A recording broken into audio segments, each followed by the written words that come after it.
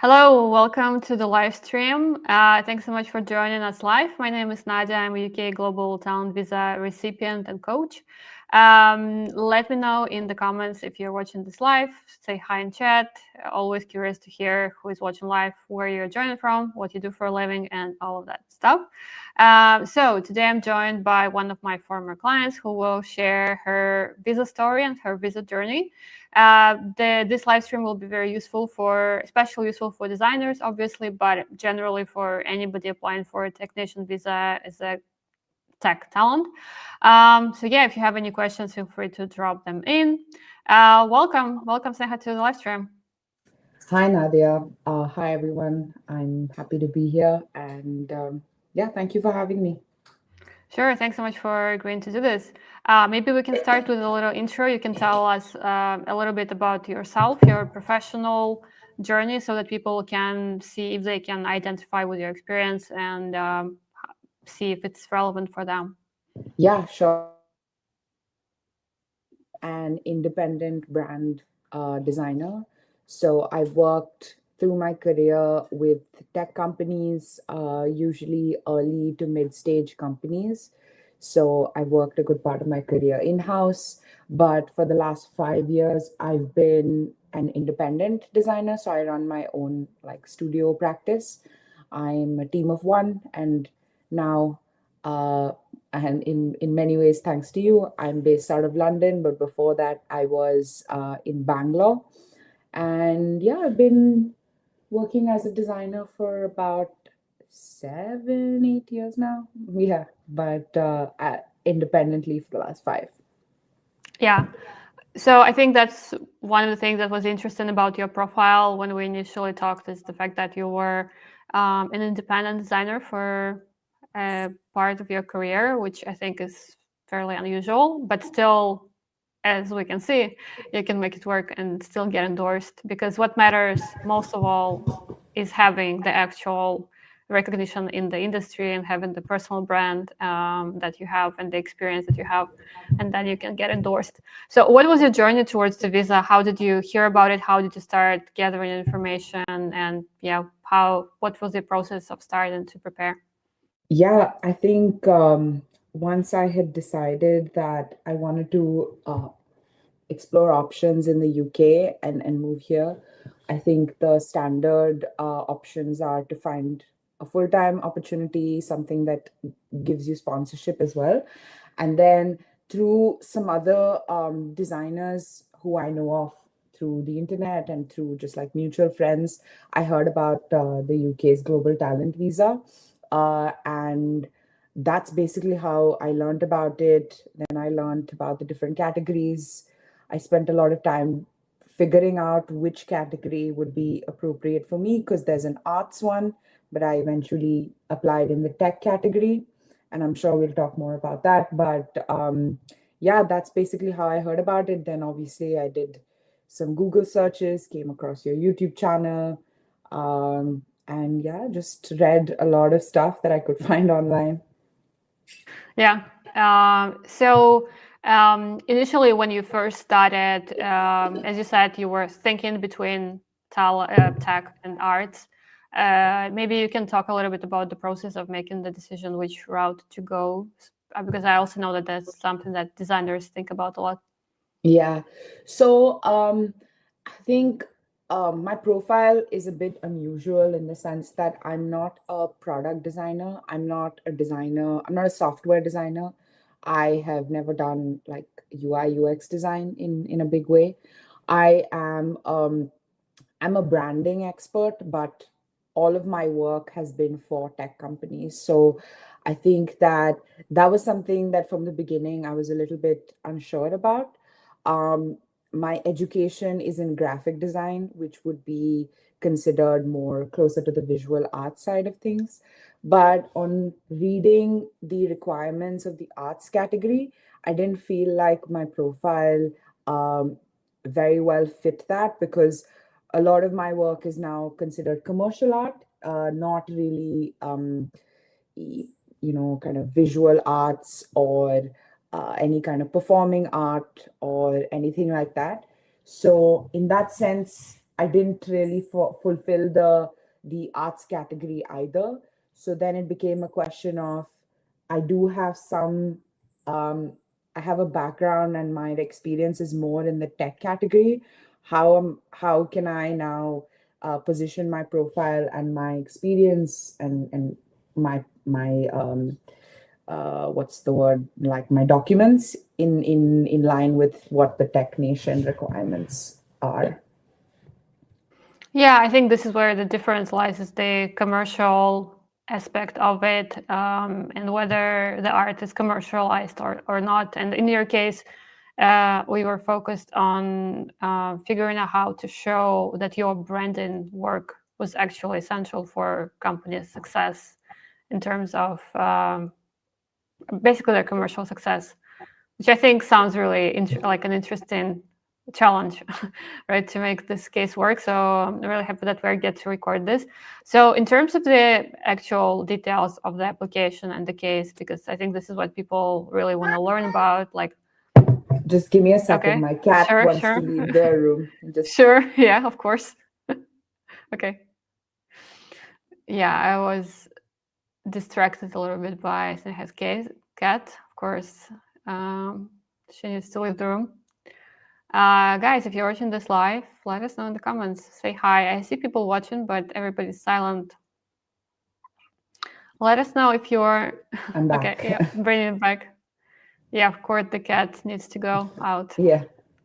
Yeah, I was just saying to viewers that let us know in the comments if you're watching us live. Also, let us know if what you do for a living, if you're a designer, if you're a developer, or somebody else. Because yeah, like I said, I think the requirements of the visa are very similar, and if you're a designer or a developer or a business person, even a lot of this will be relevant. So yeah, I'm still distracted by a cat. I'm sorry, She's but still moving. yeah, Very cute. Very cute. I fed them a bit early now, so Oh, so it's multiple they're a bit cats. confused. Yeah, I thought Okay. they'd be quiet after I fed them, but yeah, I guess Yeah. not. No, But yeah, we were talking yeah. about Yeah. the commercial art and how Yeah. we how I made it relevant for the tech side. Yeah. Yeah. So, would you like to say something about that, about the kind of how you thought about the presentation? Yeah. Yeah. So and I'll speak now about like specifically the duration of time that was relevant for the visa, the last 5 years Yeah. leading up to. I applied in 2024, so 2019 to 2024 was basically that window. So I think the first 2 years of that, I had full time experience working in house in tech companies. So, a little bit about the kind of work that I do. So, like I said, I work in the past, I work in house in tech companies as a brand designer. So, I usually work closely with marketing teams, with product, not developing the app itself, but all of the design that comes outside of the product. That's kind of the work that I do. And this is a pretty common role in a lot of tech companies, especially if you're growing at a growth stage. A lot of companies, once they have developed the early sense of like their brand identity, they have people working in house to develop marketing material, to help with any kind of promotional stuff, to run their social media, to engage with their audience, things like that. So I think that when I was looking at the visa, I did not actually find anyone who had a similar profile to mine. There were a lot of product designers, like you mentioned, um, who have a more kind of familiar UI UX role, and I think it's clearly mentioned in the Tech Nation guidelines as well that the UI UX designers fall like a full are definitely part of the eligible roles, but there was no mention of the kind of role that I have. Uh, but then it became a question of, just a second, let me see what I can do. Okay. Okay, so let me see the comments. Okay, we have Judith joining here. She's a product designer. Welcome, Judith. Um, if you guys have any questions already about the, you know, eligibility for the visa as a designer, or like anything concrete about the documents you have to submit or something like that, feel free to ask in chat. We'll try to talk about that in a bit as well. But overall, we will talk about the documents that we prepared together for the application, which criteria were chosen, and why. Um, We should be okay, all okay good? now. All good? Yes, I hope so. Yeah. Yeah, but yeah. So I think that the question was that I I did have evidence of how I have been able to meaningfully contribute to the growth of these tech companies and like to the technology domain at large. But I had to figure out um, how to prove my role in those achievements, in that kind of impact. And then the other thing is also in the second half of my experience, which is as an independent designer, how do I also now showcase my role in the growth of those companies and the success of those companies. um, and this is the like the work part of things, but also then use all of um, my examples of evidence of the kind of roles I've played outside of my work. So Yeah. yeah, that was also something that helped me a lot. Obviously, in the 5 years of experience that I submitted for the visa, I did not know that I didn't do those things with that end goal in mind, but it really helped that pretty early on in my career, I'm a big advocate of like sharing the kind of work and sharing experience and sharing knowledge that I have gained, because I think that I've benefited a lot from that. Like, I think your YouTube channel is a big example of that. Like, sharing this kind of knowledge is is a real positive sum game, because it's really like giving back, but also a lot of people reach out because they resonate with your experience, and then you kind of keep it going and keep the industry alive. So yeah, so there's a lot of like conferences or like events that I've spoken at, or there's content that I created in the form of um, my newsletter. I have a typography newsletter. I used to run a brand design course that I used to teach. That was for early career brand designers.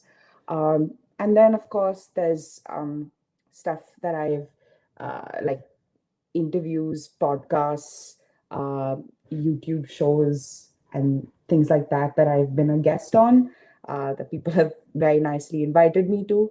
So all of that really helped in making my case for why my profile, albeit unconventional, um, would be a good fit for the technician's requirements. Yeah. Yeah, I think the strongest sides were the fact that you were very active in the community. You have done a lot of stuff around sharing knowledge. So to me, it was obvious that you would have good chances for the second criteria. Then, the third criteria would be obviously about your commercial contribution, and then the mandatory would be covered by your public engagement. So maybe we can talk about just briefly about what kind of documents you used for the criteria basically that you've chosen. We don't have to talk about all of them, but just some ideas so people can kind of get a high level idea of what they can submit as a product designer or as a brand designer or just as any kind of designer, what kind of evidences can be used, anything that you still remember. Obviously, it's been some time since you applied, but yeah, anything can be helpful to people. Yeah, of course. I just pulled up the my submission to recap what I submitted. Obviously, like you said, I think it's been almost exactly 1 year since I applied. So yeah, I need to jog my memory a bit, but like once I start talking about it, it'll surely come back. So um, I think the criteria that I submitted. So I submitted four mandatory criteria documents and two optional criteria two and optional criteria three. So the mandatory criteria were, the first one was awards. So there's a couple of awards. There's one award that I won on my own, like with my just a kind of solo submission, and a couple of awards that I had won as part of the work that I had done in my in-house experience as part of a team. So I was able to kind of do two things. One is obviously find evidence of the award itself, so proof of the award, but then also proof of my role in being in the work that got that award. This is obviously very challenging in figuring out how to map that connection. But again, very fortunate that the company that I worked at, that where we won these awards, also very well documented a lot of these achievements in the form of like a blog that the company maintained. And then I also, being a designer, I had worked on a lot of these social media posts or things like that that uh, show people what we won. So I had a lot of the work that I had worked on. So awards was one, and again the solo award that I won was a design award, but it was important that I showed that it was the work that I had done for a technology company. So the award itself was not in the technology domain at all. It was very much design award, but the company was a blockchain tech company. So that way, showing that my work, my brand identity work for this company won a design award was helpful. Then the second mandatory criteria that I submitted was mentions in design publications and media. So there was a couple of them that was in writing, like in the form of design magazines or like what do you call it, like journals. And then most of them were in the form of podcasts, video and audio podcasts. A lot of them in the design category, again, just like design podcasts. But some of them also, like with respect to just technology and like podcasts that were started out to talk about product and people who are kind of working in and around product. My work is always very adjacent to product design, to marketing. So it helps that the kind of work that I do touches a little bit of all of these fields, and sometimes people in these fields want to learn from the kind of work that I do because it is relevant to them. So that's good. Then the third mandatory criteria that I submitted was public speaking. So again, a lot of design and tech events. Some of these events were hosted by very big tech companies that have their own internal events for their team members, for their product and design teams. Some of these were just industry events, design events, tech events, blockchain events, things like that. I've done a lot of work in the blockchain space, so that might come up a few times. And then the last mandatory criteria was I submitted the program, the brand design program that I mentioned before, that I created the curriculum, I taught the program, I do all of the community management, I'll create all the assignments, do like the feedback. Of course, I also brought on some industry mentors who were helping with feedback and giving advice to the participants of the program. But the program itself is something that I created from scratch, along with as part of a online design school that a colleague and friend of mine still runs. So he teaches the product design program, and I was teaching the brand design program. So this was a big part of my mandatory criteria submission. It also was related to one of the recommendation letters that I received.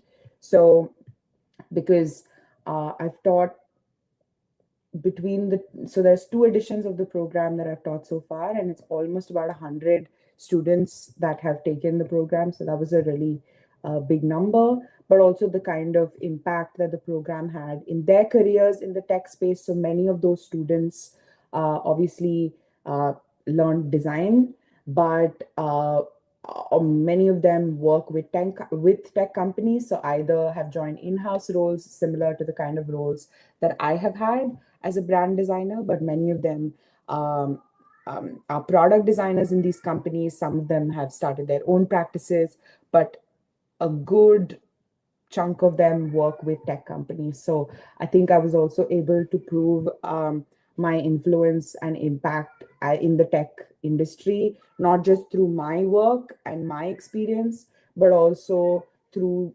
teaching other students who've been able to then influence the industry and do good work in these companies. So yeah, so those were my four mandatory criteria. Um, and in terms of my optional criteria, I had optional criteria two, which was I forgot what the criteria name was, but Yeah, it's just like your contributions to the world of tech outside of work. So, yeah, what you do yeah, outside of your paid occupation.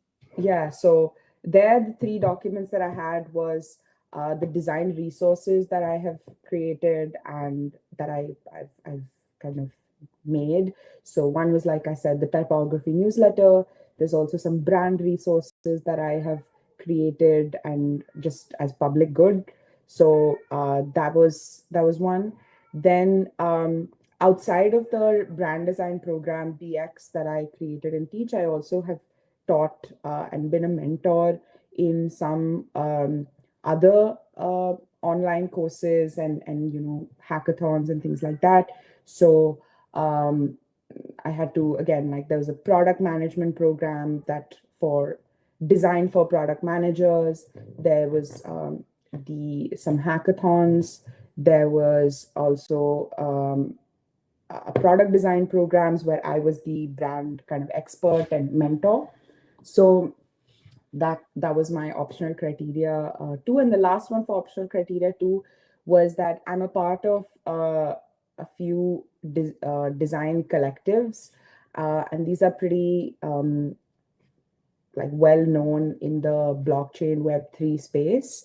So again, I was able to showcase the kind of work and the role that I've had as being part of these collectives. Of course, there's a lot of great work and influential work that the collectives have enabled me to do, but also that it's a pretty cutting edge subdomain as part of the tech space in general. So to show that my membership in these collectives, but also the kind of impact and the kind of role that we want to play in the broader industry was also really helpful for my to show my contributions outside of work. Yeah, so that's optional criteria too. So all of these were like things outside of my role in the companies that I've been a part of. And then for optional criteria three, more kind of standard, how was I able to show my contributions in the companies that I have either worked full time in house or as a core contributor as a part of the team. So because a lot of my work is working very closely with early mid stage companies, I don't work so much as like an external consultant, but oftentimes because I'm a single person team, I can only do maybe one or two projects at a time. So I have a much higher involvement uh, in the kind of companies that I work with.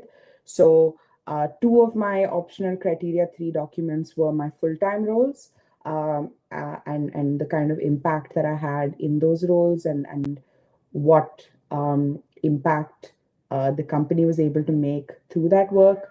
So, and a lot of this was in the form of revenue numbers or fundraising numbers or engagement or sign-ups, things like that, because a lot of my work as a brand designer also has to do with um, driving users to use the product, and then also driving uh, the role of brand, like how are we able to create a generational brand for these companies that people really resonate with, or people really build affinity towards. So there's obviously marketing stuff that happens digitally, but also one of the companies that I worked with, we did TV commercials, and we had a big role to play as a sponsor in one of India's, not one of, I think it is the biggest sporting event in India.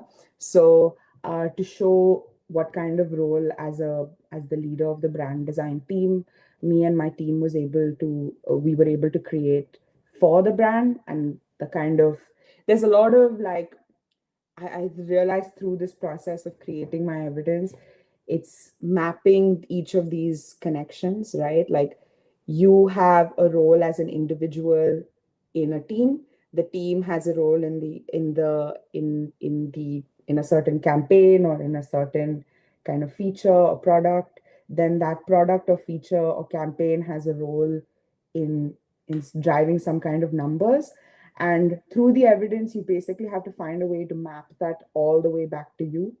So that becomes a little bit challenging to figure out how you can do that well, because sometimes you are part of a big team, and especially if you're in a bigger company, um, there's several people in that team who all play an important role. But I was lucky enough to be in mid-stage companies, growing companies where smaller teams, bigger impact.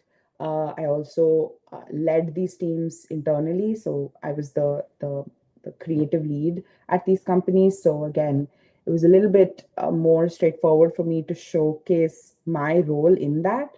But then the challenge also becomes how much of these numbers can you quote, because brand is again one of those things that is pretty abstract. To show marketing numbers sometimes is a question of showing sentiment, showing like, it's a fine line between showing vanity metrics and showing really impactful metrics. So I tried to find a balance between showcasing like how our YouTube channel, maybe like the brand's YouTube channel subscriber grew, try to map that to my time over there to show that I had a role to play in that, or to show how my role as a brand designer helped raise funding, and why that is an important thing, why brand matters in all of those conversations. So yeah, it is a bit tricky. I would say out of all of the documents that I had to submit and kind of put together, optional criteria 3 was probably the most challenging for me, because it involves a lot of other stakeholders and getting a lot of information from them, um, Yeah. maintaining confidentiality as well, sensitive information. Yeah. Yeah, and I think overall, kind of mapping your experience to the normal expectations of OC3, where usually it's somebody who is an employee at a product-led company, where obviously this is much easier to do. But overall, thank you so much for this explanation. I think you covered the documents in a lot of detail. If people have any comments or questions, they can ask in chat.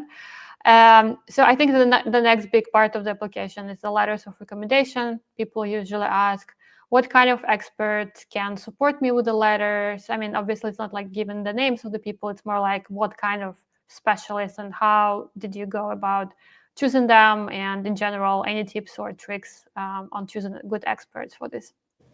Yeah, I think so there were 2 points in my visa journey that we were working together, you and I. One was right in the beginning when I wanted to make sure that my profile was even eligible, or like it was a good idea for me to even consider applying, because again I had that question of whether arts, whether tech, whether at all.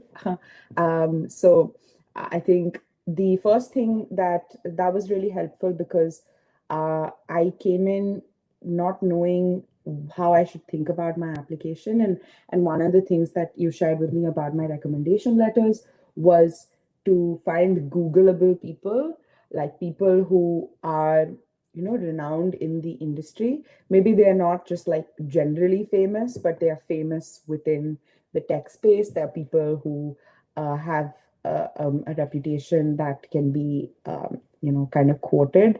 So that was something that was really helpful for me to know. The other thing that I thought about early on was, how can I find people who I have worked with, or who know my work well? How can they talk about me in a well-rounded way, not just from one angle, not just as an employee or like as a designer in their company, but somebody who, maybe one person talks about me as a like a team member, but another person talks about me as somebody who's a leader in the community. Maybe another person talks about me more as a mentor, as a teacher, because these are the different parts of my submission that I had. So the first expert was obviously had to do with my full-time roles. So one of the companies that I worked on, like a lot of my evidences had to do with that. So as the founder of the company, we've worked very closely together. Again, the my good fortune of being in a growing stage company, a company that became a unicorn while I was there, and uh, I'd like to think I played a role in making that happen. But the founder was able to speak to a lot of my um, the role that I played at the company, and the kind of impact that made on the brand, on the brand that still is has a great reputation today, and the kind of work that they still do. So that was one thing. That was the first letter that I had. The founder itself wrote the letter for me, and it was obviously speaking to my role as a leader within the company, and also about my impact in the role that I played. So then the second letter that I had, the brand design program BX that I created and teach, I mentioned before that I teach it as part of an online design school. My friend colleague who runs the product design part of it, he could speak to my experience as a mentor and as a teacher, somebody who is in design education, who cares a lot about promoting design in the tech industry. So he spoke a lot about my background as a mentor teacher, but also as somebody who is creates a lot of design resources, promotes design in the community, is an influential kind of uh, person in the education of designers in the tech space. And then the last letter that I had was from like an extremely influential leader in the design world, or in specifically in tech. So this person is somebody who has been early designer in a lot of very successful Silicon Valley like startups and big companies that we all know and use. But I worked with him in one of the roles that I have been part of in the past.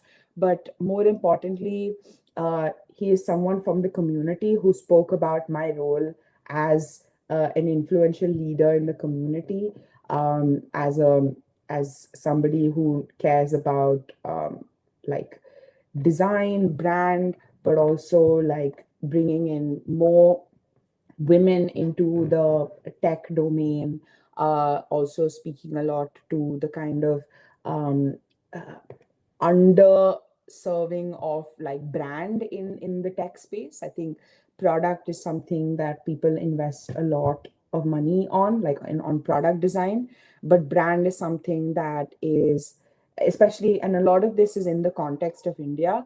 I think that a lot of my experience so far, until recently, was in India. So I think a lot of uh, these leaders, these people who wrote my recommendation letters, were able to also talk about my role in that context. So the Indian startup space has been booming for the last decade or so.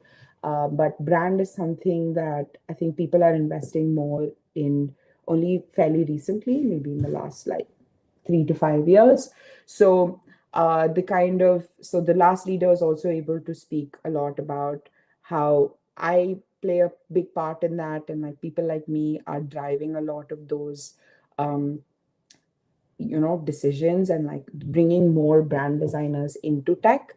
So yeah, that's kind of how I thought about my recommenders, the leaders who wrote my letters, but also the fact that each of them, their relationship to me was at different is from different angles, but all very strong and meaningful relationships that I have with each of these people.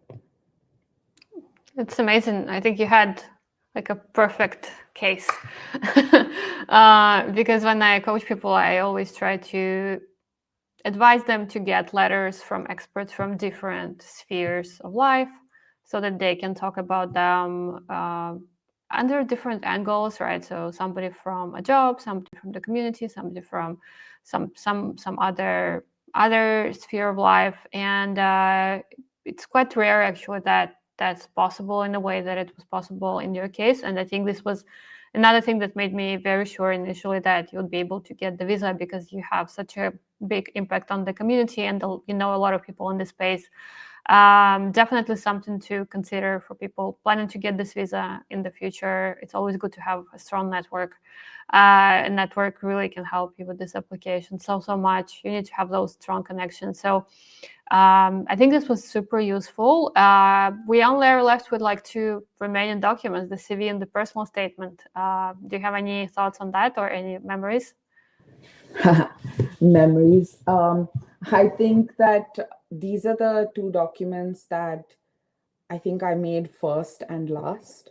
Um, I think this, and there's like, it's not a linear process, as I'm sure a lot of your your clients would also share, that like you keep coming back to many of the documents that you work on, and you learn things about one angle that you want to put into something else, or you want to make everything kind of connect with each other. Because and it's not none of this is obviously like fabrication, or it's just about storytelling. And like as a brand designer, I'd like to think I know a thing or two about storytelling. And I think that the CV and this personal statement are on extreme ends of that, where the CV is the most succinct version of like how can you summarize everything that you have detailed in all of the other documents, and also outside of those documents, how can you summarize that in the most impactful, exciting way for the evaluator. And then the personal statement is how do you tell a great story about who you are and why your experiences are meaningful for this visa, but also the kind of role you want to play in the future in the tech industry in the UK, why it's a good idea for them to facilitate that and bring you into the UK. So this is something, another piece of advice that you gave me early on was to write my personal statement last. And I think it was very, very helpful to think of it that way, because by the time I got, like, when you write a personal statement, it can be a bit of an existential crisis, because when you look at a blank page and you have to write about yourself, it's a very scary thing to just think about everything that, and sometimes you might have had so many experiences, but it feels like you have nothing to say when you start, and everything feels very, very small and pointless.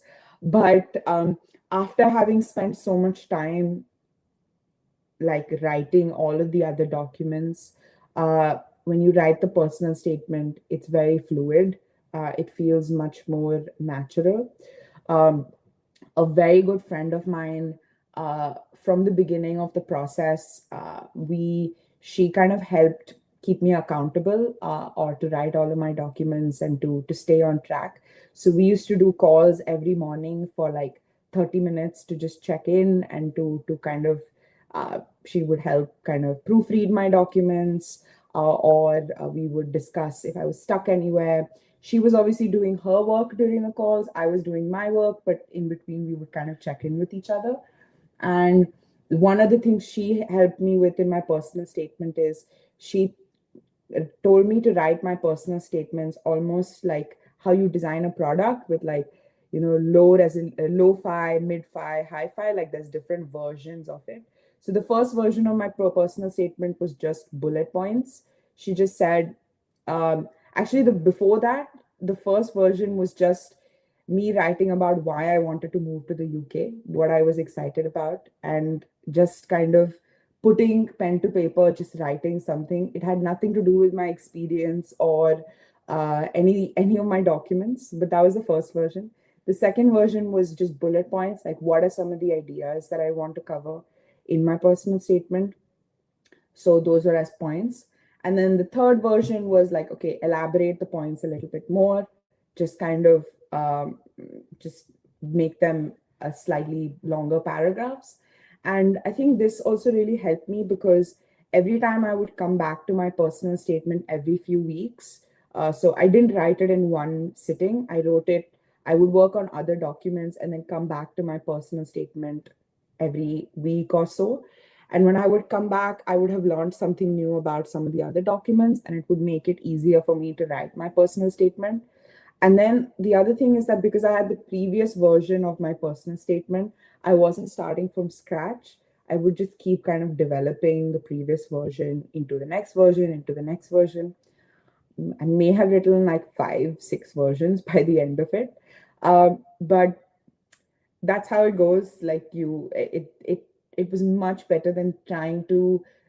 I feel like I would have been very intimidated if I had to write the personal statement in one sitting, or like think about it as any of the other documents, because there is a finite end to the other documents. It's like if you have 3 awards, you can only write about those 3 awards. You know when that document is over. Um, but a personal statement can be a really endless, infinite process. So to figure out uh, how to know what the beginning and end of that should be can get really tricky. So I think that writing it in like looking at it every week, writing it in like fidelity, thinking about it like how do I keep adding more layer and adding more story and making this better with every version, really really helped me. And then of course the thing that I said in the beginning, thinking about it as something that I need to complete only at the very end was very, very helpful. So I didn't start it at the end. I started it through like pretty early on, but there was no expectation that I would have the final version of my personal statement in the beginning itself. It was something that I did at the end. Yeah. Yeah, I think it helps to have an idea of like what will be in the personal statement and kind of the overall goal of the application. So I like to start everything. Like my course, for instance, starts with like asking yourself why, like why do you want this visa, and why does the UK want you potentially in its economy. It helps set the stage and the tone for the whole application. So it's good to have some bullet points written down when you're just starting for your personal statement. Mostly, I think it helps to just have like the goal and the general, like what will be the main end goal of your application. So if there are a lot of people who are applying as professionals, kind of in between functions, or they have a bunch of different experience that doesn't match each other. And in those cases, especially, it's very important to have a clear idea of like you're applying as a founder or you're applying as a product manager. Like your goal with the visa will be to have your own company, or it will be to work somewhere specifically. And in general, have a good story of like what's happening basically in this whole application. So this really helps, and this helps you choose the evidence. It helps you choose the correct experts. All of this is super helpful. But like you said, I think most people struggle with writing like a full personal statement initially because you still don't know what you will have in the application itself. So yeah, generally I advise to do it last and to finalize it, to kind of work on it as you go along. I think is also a good way to think about it.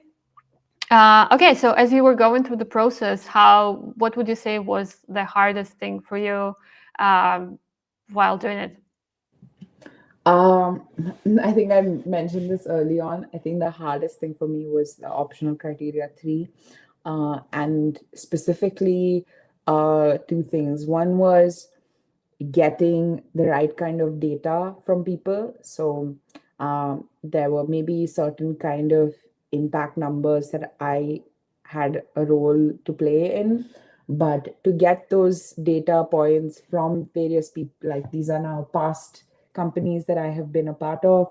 Thankfully, I have good relationships with all of them, but like it's still sensitive information that like is difficult to convince people to share. So I had to figure out a way to use publicly available data and figure out how to uh, show my role in that data point. Like I said, also, there's a lot of material that I have worked on as a designer. So figuring out how to show my role in that work was also really helpful. As I was going through the application process, I was also thinking about how my profession gave me an edge in some ways where I know how to create a nice looking document, I know how to create like nice looking visuals and things like that. But maybe as a product manager, you would be better with finding the right kind of numbers, and figuring out how to relate those numbers to you. As an engineer, obviously you have a lot of access and a lot of technical knowledge on the tech itself, but each person has their strengths and weaknesses. I think for me, my biggest weakness, or like my gap, was as a brand designer, a lot of my work, like I said, is very um, qualitative. It's not that quantitative, but finding a balance between the qualitative role that my work played, but also what are some quantitative numbers that I can show as evidence for the kind of work that I've done, and why that's important. That was something that I struggled with. So firstly, like finding those numbers, and then finding those people who have access to those numbers, and then finding a way for them to share that with me. So I think these were the hardest things. I think that if I had to do it all over again, I would start with I would start pretty early with optional criteria three, because I think that also took me the longest time to get stuff from, because all the other, not the letters, but the other criteria documents, I had 100% control over how I could write those documents, but also how fast I could finish those documents. But with OC3, I think that there is more dependencies on other people, and yeah, all of that stuff. So I think that starting that early would have maybe something I would have done if I had to do it again. But yeah, that was the trickiest thing. Yeah, it's interesting what you're saying about the OC3 because for a lot of people most people who are applying for this are employees, right? So for them, the OC3 is usually the easiest criteria to meet. So, but that's interesting. It's always good to plan ahead and see like what will be the hardest thing in your application and kind of focus on that initially. So obviously you shared a lot of useful information, a lot of tips, and just shared a great tip for people. But If you can think of anything else that you feel like you wish somebody told you initially, maybe you could share it now as we wrap up, or if not, then no worries. I think you already shared so many good tips. um, yeah, I think that um, initially, like, it's a question of like, you need, I found it very helpful to speak to you early on, just because it helped give me the confidence that like I I I can even consider being eligible for it. But I think after that point, you really need to, you need, like, it really helped me to think about my application as me writing an application for somebody else rather than for myself, because it's it's a fine balance between sounding confident and as an experienced leader, um, but you don't also want to be boastful, but at the same time you also don't want to be, you don't want to be too humble or like play it down. The whole point of this visa is to promote exceptional talent and bring in leaders in the tech space. So I think reminding myself that like I have the right experience and the right evidence for all of the guidelines, and it was just a matter of converting that into a good story about who I am and why it would be why I'm the right person to bring to the UK. That's something that I needed to kind of dissociate from, like separate, as like this is not like I'm not just being talking about myself in superlatives, but like is something that is important to convey through my evidences. And then the other thing, I think I mentioned this, but like having my friend as like an accountability partner, somebody who, so I had set a deadline for when I wanted to submit my application. I think it took exactly 2 months. And it's something that I think because has no set time period and you can apply any time of the year, whenever you feel like, whatever, it's very easy to put it in the back burner and kind of get distracted by other priorities. So I decided that 2 months I would not do any project work, no client work. I would only work on this hard deadline, because I just decided that's the only way that I would commit to the process and do it. Um, that works for me. It doesn't need to work for everyone else. And then my friend who we would do the calls like every day, and sometimes we would come on the call and like it would just be 10 minutes, and or maybe like there were sick days, there were days that like was not feeling like it, but like to show up every day was really important, because there were also other days in which we would be on the call for like 2 hours trying to figure out how to solve this document or how to figure out this one thing that we want to say. So having that, having my friend, shout out to Harshali.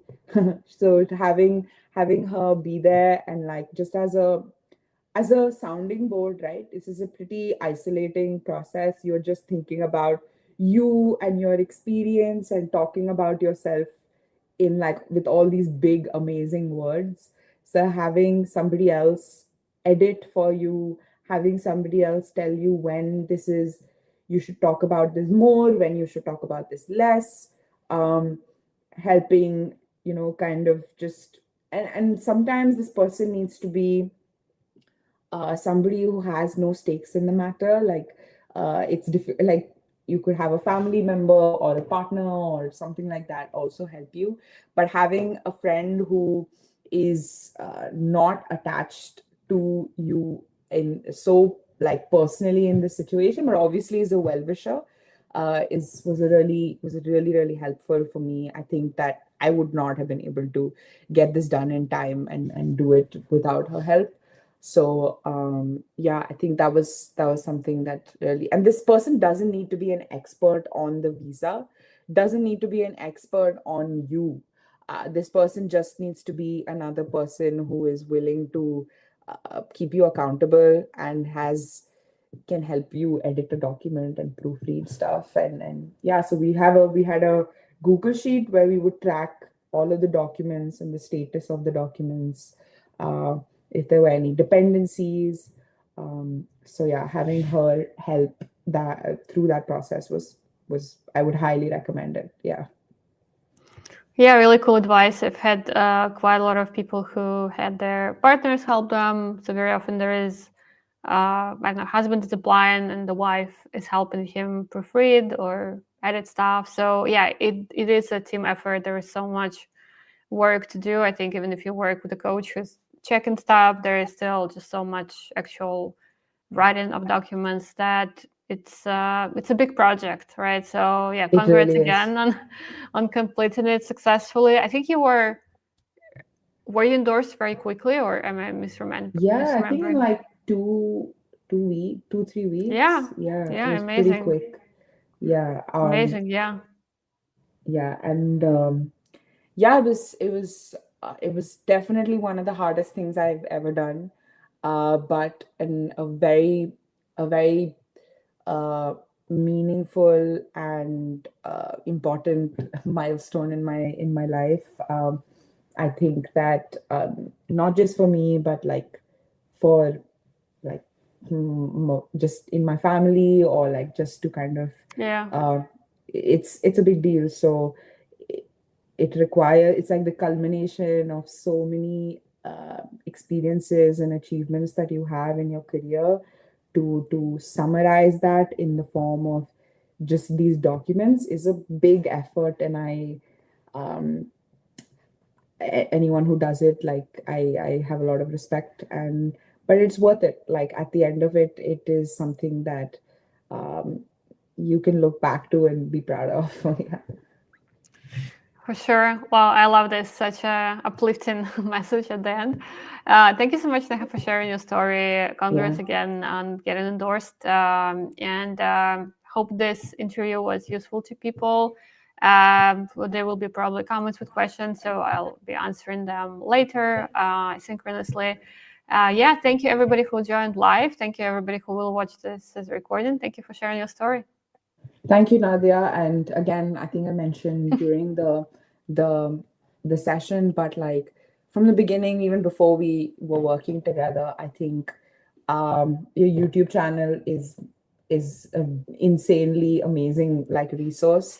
Thank you. But also, I think that your experience, like you knew exactly the kind of gaps that obviously as a first time applicant, I have no idea, but seeing so many applications, seeing so many, having different uh, professions of clients, you have like extra laser vision into what is missing, what are room for improvement. And yeah, thank you so much. I couldn't have Yeah, done it without your help as well. So thank you. Yeah, yeah, it was a thank you. pleasure. Yeah. You're All welcome. right. Okay. Talk soon. Thank you. Thank you. Bye Bye. bye. Bye.